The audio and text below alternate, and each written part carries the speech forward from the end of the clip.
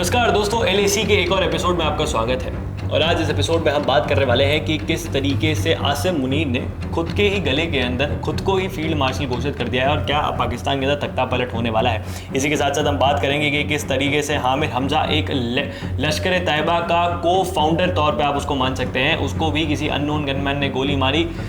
अभी आज इस बार बच गया, लेकिन उसके ऊपर भी बात करेंगे किस तरीके से सारी चीज़ चल रही हैं। फिर अफगानिस्तान से पाकिस्तान के लिए मुसीबतें बढ़ती चली जा रही हैं कि किस तरीके से अफगानिस्तान ने भी पाकिस्तान का पानी रोकने का मन बना लिया है। बाद में फिर हम बात करने वाले हैं कि किस तरीके से हिंदुस्तान के अंदर स्वच्छ भारत अभियान के तहत, जो हम उसको स्वच्छ भारत अभियान कहते हैं, बिल्कुल सरकार नहीं कहती है, स्वच्छ भारत अभियान के तहत 26 नक्सलियों को अब तक जो है मार गिराया गया, अभी रिसेंटली मार गिराया गया है। ज्योति मल्होत्रा ने अपना कन्फेशन कबूल कर लिया है। इनफैक्ट सुप्रीम कोर्ट ने जो है अली खान महमूदाबाद को बेल ग्रांट कर दी है। और फिर आखिरी में हम बात करेंगे किस तरीके से SBI मैनेजर का जो पूरा केस चला है कर्नाटका के अंदर उस चीज़ के ऊपर। तो कार्तिक, पहले हम शुरुआत करते हैं कि जो आसिम मुनीर ने खुद को ही फील्ड मार्शल घोषित कर दिया गया है कि फील्ड मार्शल एक ऐसी पोस्ट होती है जो दोनों देशों के अंदर होती है। मतलब अगर आप भारत में देखें तो भारत में ही फील्ड मार्शल है, यहाँ पर तो पिक्चर भी बनी है सैम बहादुर, सैम मानेकशॉ पे जो फील्ड मार्शल थे। फिर एक और सेकंड फील्ड मार्शल भी थे यहाँ पे KP करियप्पा, वो भी फील्ड मार्शल थे। और पाकिस्तान में भी 2 फील्ड मार्शल हैं। बिल्कुल।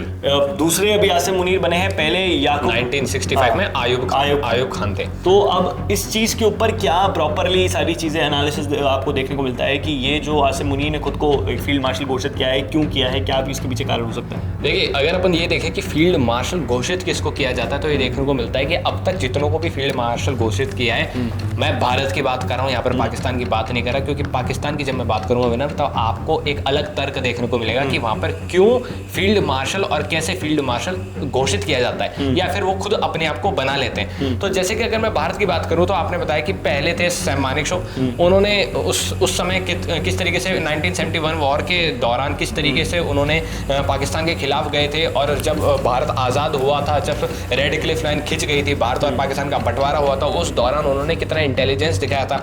पाकिस्तान के सभी नक्शों को पाकिस्तान को नहीं दिया था, उससे पहले उनको कॉपी कर लिया था, अपने पास रख लिया था, उसके बाद उनको सौंप दिया था। तो इस तरीके से जो उनका इंटेलिजेंस था, इन इंटेलिजेंस को देखते हुए, और आज पूरी दुनिया को पता है कि सैम मानेकशॉ क्या चीज थे, तो उस चीज को देखते हुए फिर उनको फील्ड मार्शल बनाया गया भारत सरकार की तरफ से। उसके बाद KN करियप्पा जो थे, वो 1947 के बाद जितना भी कश्मीर का मुद्दा था, तो उस कश्मीर के मुद्दे से रिलेटेड भारत के पास आज जितना भी, या फिर 1947 के आसपास जितना भी कश्मीर का हिस्सा भारत ने एकदम मिलिट्री रूप से कब्जा रखा था या फिर अपना प्रोटेक्ट करके रखा था, उसमें पूरा इंटेलिजेंस KN करियप्पा का था। और उस रिगार्डिंग में, उस चीज के रिगार्डिंग में फिर उनको फील्ड मार्शल बना दिया गया था। लेकिन अगर अपन बात करें पाकिस्तान की, तो सबसे पहले अपन चलते हैं पाकिस्तान के पहले फील्ड मार्शल आयूब खान, जिन्होंने जो 1965 में वापस से खुद से ही फील्ड मार्शल बन गए थे। उन्होंने क्या किया था पता नहीं, लेकिन फील्ड मार्शल बनने के बाद उन्होंने पाकिस्तान के अंदर तख्ता पलट किया था।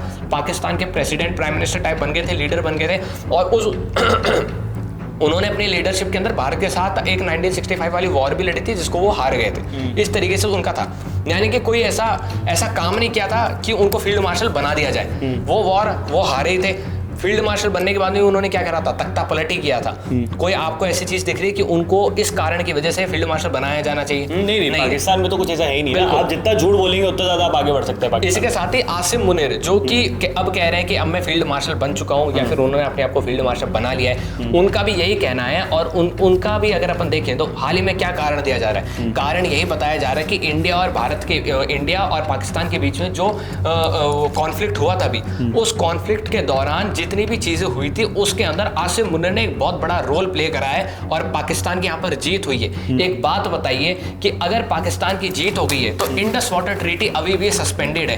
अगर पाकिस्तान की जीत ही हो जाती तो इंडस वाटर ट्रीटी को रिवोक क्यों नहीं किया गया अभी तक? पाकिस्तान क्यों इस चीज को रिवोक नहीं करा पाया? क्योंकि पाकिस्तान की हार हुई है। पाकिस्तान के 9 मिलिट्री एयरबेस उड़ा दिए गए हैं। कब? जब आसिम मुनीर पाकिस्तान के आर्मी के जनरल थे। तो उनको किस बिहाफ पर फील्ड मार्शल बनाया जा रहा है? उनके जो पालतू कुत्ते हैं या फिर उनके जो पिताजी हैं, यानी कि मैं यहाँ पर आतंकवादियों की बात कर रहा हूँ, आतंकवादियों को घर में घुसकर वहां पे हमारे मिसाइलों ने स्ट्राइक करा है, मारा है, एयर बेसिस तबाह कर दिए, 11 मिलिट्री एयर बेसिस भी तबाह करे हैं, और वहाँ पे जो उनके जो आतंकियों के लॉन्च पैड्स थे उनको भी तबाह करा है। इन सब चीजों के दौरान कौन था वहाँ के पाकिस्तान? एक और चीज ये भी है कि फील्ड मार्शल बनाया जा रहा है, बिगेस्ट पोस्ट ऑफ आर्मी है और second field marshal of Pakistan है, लेकिन ये चीज तो बताई नहीं जा रही कि किस तरीके से वो बंकर में जाके छुप गए थे जब इंडियन एयरफोर्स हमला कर रही थी।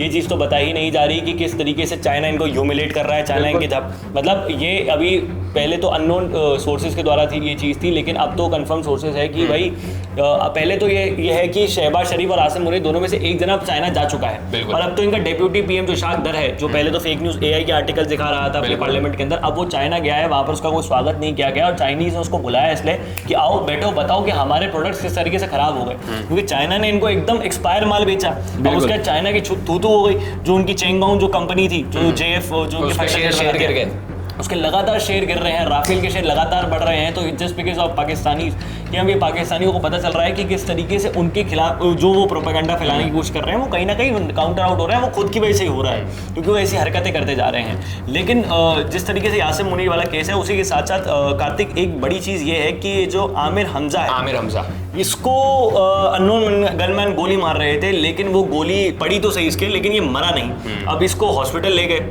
हॉस्पिटल ले जाने के बाद हॉस्पिटल को पूरा सील वील कर दिया गया, और फिर एक बहुत तगड़ा मैसेज है वो जो मैसेज टेलीग्राम ग्रुप पर आया है लश्कर के।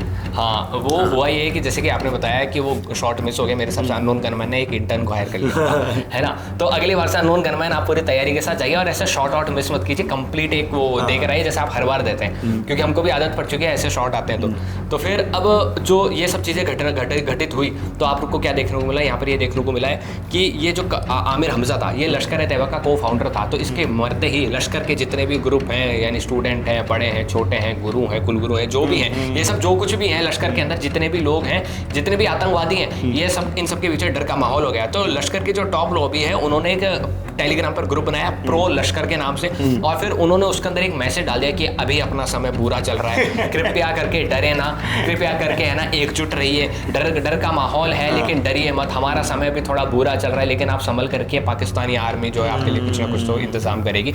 इस तरीके से था कि मनोबल बढ़ा रहे। तो आप देख सकते हैं जो अननोन गनमैन ने अगर शॉट मारा है, शॉट मार के अगर वो बच भी गया है, तो अपनों को एक भय देखने को मिल रहा है जो लश्कर-ए-तैयबा के अंदर तक जा पहुंचा है। हाँ बिल्कुल, ये चीज़ बिल्कुल क्लैरिफाइड है और इनको डर रहना भी चाहिए, क्योंकि इंडियन आर्मी, इंडियन इंटेलिजेंस अब सुपर एक्टिव है। जिस तरीके से हम इनको हर तरीके से मतलब IMF ने जिस तरीके से इनके ऊपर शर्तें डाल दी, फिर हमारा डेलीगेशन पूरी दुनिया के अंदर घूम के ऑपरेशन सिंदूर और पाकिस्तान के टेररिज्म को एक्सपोज करेगा। फिर उसके बाद जो है क्या बोलते हैं, हम किस तरीके से हमारी इंटेलिजेंस पाकिस्तान के अंदर अननोन गनमैन पाकिस्तान के आतंकवादियों को मार रहे हैं। फिर यहाँ पर स्लीपर सेल नेटवर्क इनका जो है पूरी तरीके से बर्स्ट आउट किया जा रहा है। पांचवा, इंडियन आर्मी तो ऑलरेडी बैठी हुई है भाई साहब कि आओ, उधर ऊपर से ऑर्डर है, पाकिस्तान को बीच से चीरते हुए चले जाए, जाट रेजिमेंट तो सबसे आगे जाएगी। और IMF ने तो जैसे कि आपने जिक्र किया, तो IMF ने तो अब ये भी कह दिया कि आप अगर भारत के साथ कोई भी कॉन्फ्लिक्ट या फिर वॉर टाइप सिचुएशन में इंडल्ज होते हैं, तो आपके सभी लोन वोन को वीक को ड्रॉप कर दिया जाएगा, स्टॉप कर दिया जाएगा। लेकिन दोस्तों ये तो पाकिस्तान पे मुसीबतें भारत की तरफ से आ रही थी, भारत इससे बहुत ज़्यादा परेशान था। मतलब पहली खबर हमने आपको बताई आसिम मुनीर वाली, जिसमें पाकिस्तान खुद का दुश्मन है। फिर उसके बाद हमने आपको किस तरीके से बताया कि आमिर हमजा वाली कि अननोन गनमैन जो यहाँ पर हमला कर रहे हैं। लेकिन अब अफगानिस्तान भी पीछे नहीं रहा। बिल्कुल, अफगानिस्तान ने जिस तरीके से अब ये पाकिस्तान को वॉर्न आउट करना शुरू कर दिया है कि हम काबुल रिवर के ऊपर जो है वहां पर डैम बना देंगे, जिससे वो जो पानी पाकिस्तान के पास जितना जाता है वो रुक जाएगा। अब आप सोचिए कि पहले इंडस का पानी यहाँ से रुक गया तो पंजाब वाले दुखी हो गए, फिर अब काबुल का पानी, काबुल से वहां से पानी आ रहेगा, वो रुक जाएगा तो नीचे यहाँ पर फिर खैबर पख्तूनख्वा दुखी हो जाएंगे। धीरे सिंध की तरफ जा रही है, पर वो खैबर पख्तूनख्वा तो वो दुखी हो जाएंगे। अब ये जो चीज़ है ना, ये जिस तरीके से काउंटर आउट पाकिस्तान की एस्टैब्लिशमेंट को करेगी, तो ये जितने भी जो रेबल्स ग्रुप पाकिस्तान के अंदर अभी बैठे हुए हैं, जो अभी भी पाकिस्तानी आर्मी एस्टैब्लिशमेंट की नाक के अंदर दम करके बैठे हुए हैं, उनको और ज़्यादा बढ़ावा मिल जाएगा। वो और अच्छे तरीके से पाकिस्तानी एस्टैब्लिशमेंट को काउंटर आउट कर पाएंगे और पाकिस्तान को हर तरफ से सिर्फ और सिर्फ क्या पड़ेंगे, थप्पड़ पड़ेंगे और कुछ नहीं पड़ेंगे। उसके अलावा और कुछ है ही नहीं, पाकिस्तान के तो कुछ बचा ही नहीं है। क्योंकि आप देखोगे वहाँ के जो आर्मी के एक वो हैं, क्या है, आर्मी के जनरल हैं मुबिन, उन्होंने कहा है कि जो नदियों में पानी बह रहा है ये हमारा खून है और हम इस खून को हमारी नसों से बाहर नहीं भेज सकते। तो सही बात कर रहे हैं। तो फिर वो उनका एक मनोबल भी बन रहा है और फिर ये भारत के साथ आगे मिलकर कुछ डैम सैम्स बनाने की भी तैयारी कर रहे हैं अफगानिस्तान के अंदर किस तरीके से ये सब चल रही है। लेकिन दोस्तों जिस तरीके से हम आपको हमेशा से बताते आए हैं कि भारत के अंदर स्वच्छ भारत अभियान 2.0 चाहिए, जहां पर हम भारत के अंदर बन रहे हैं वो आधे मोर्चे को पूरी तरीके से काउंटर आउट कर सके। वो आधा मोर्चा से पाकिस्तान द्वारा टेररिज्म में ही नहीं चल रहा, वो नक्सलवाद के अंदर भी जिस तरीके से आईसिस के लिंक निकलते हैं, क्योंकि आपने कहावत सुनी होगी कि दुश्मन का दुश्मन दोस्त होता है। तो जिस तरीके से पाकिस्तान हमारा एक दुश्मन मुल्क है, उस तरीके से नक्सलवाद इस देश में एक दुश्मन की तरह पनप रहा है, और नक्सलवाद और पाकिस्तान की कहीं ना कहीं कई बार हमने लिंक्स देखे हैं। तो उस चीज़ को भी होम मिनिस्ट्री बहुत अच्छे से काउंटर आउट कर रही है, हमारे जो CAPF के फोर्सेस हैं उसको बहुत अच्छे से काउंटर आउट कर रहे हैं, और खबर आ रही है कि 26 नक्सलियों को मार गिराया गया है। कहीं ना कहीं ये चीज़ दिखाती है, दर्शाती है कि हम कितना ज़्यादा प्रोएक्टिव हो चुके हैं इंटरनल सिक्योरिटी और एक्सटर्नल सिक्योरिटी को लेते हुए, वो भी बंदूक के रूप से भी, मतलब by gun and by diplomacy too, dialogue diplomacy का भी सहारा लिया जा रहा है, तो वहाँ पे बारूद और बंदूक का भी सहारा लिया जा रहा है। लेकिन कमाल की बात है कि ज्योति मल्होत्रा ने अब खुद का कन्फेशन एक्सेप्ट कर लिया है कि भाई मैंने पाकिस्तानी एजेंसीज को ब्लैकआउट की खबरें दी थी। तो वो जो एक नैरेटिव चल रहा था, ज्योति मल्होत्रा ने कुछ नहीं किया, ज्योति मल्होत्रा ने कुछ नहीं किया, जो लेफ्ट का प्रॉपरली नैरेटिव चल रहा था, जो उस अली खान महमूदाबाद को लेकर ज्योति मल्होत्रा को भी प्रोटेक्ट कर रहे थे, वो प्रॉपरली बस्ट हो गया कार्तिक। बिल्कुल बिल्कुल। और उसके बाद ये भी देखने को मिला है कि जो अली खान महमूदाबाद थे उनको अभी इंटरिम बेल दी थी सुप्रीम कोर्ट ने, और सुप्रीम कोर्ट ने उनको कहा है कि आप किसी भी जो पहलगाम है उसके ऊपर कहीं नहीं बोलेंगे पब्लिकली जाकर, जो कॉन्फ्लिक्ट इंडिया और पाकिस्तान के उसके ऊपर कहीं नहीं बोलेंगे जाकर, और आपके जो FIR रजिस्टर होगी उसके ऊपर भी आप कहीं नहीं जाकर बोलेंगे। तो इस तरीके से जो इंटरिम बेल सुप्रीम कोर्ट ने दे दी है, तो एक तरीके से इनको एक तरीके से एक वार्निंग टाइप इसको समझना चाहिए, और एक ये चीज़ समझनी चाहिए कि भारत कभी भी ऐसी स्थिति में होता है तो हमेशा यूनिटी का एग्जाम्पल देना चाहिए, ना कि इस तरीके से पोस्ट डालकर अपने आप को एज अ प्रोफेसर तो आप हैं, लेकिन एक ज्ञानी प्रोफेसर जो होता है, जो वेस्ट से एफिलेटेड होता है या जर्मन यूनिवर्सिटी से एफिलेटेड होता है, आप तो अशोका यूनिवर्सिटी के हैं, तो आप अशोका यूनिवर्सिटी तक ही सीमित रहें, तो इस तरीके से प्रोपोगेंडा ना रचें और प्रोपोगेंडा का हिस्सा ना बने। एक ये बहुत ही देखने वाली बात है और चर्चा का विषय भी है। खैर, इसी के साथ साथ अगर हम आज की आखिरी खबर की तरफ बढ़ते हैं तो वो यही है कि किस तरीके से कर्नाटका के अंदर वहाँ पर एक SBI मैनेजर के खिलाफ एक कार्रवाई शुरू हो चुकी है। कार्रवाई का कारण ये है कि SBI मैनेजर मना कर देती हैं कि ना मैं हिंदी में, ना मैं कन्नड़ में बोलूँगी, ना मैं इंग्लिश में बोलूँगी, मैं सिर्फ हिंदी में कम्युनिकेट करूँगी।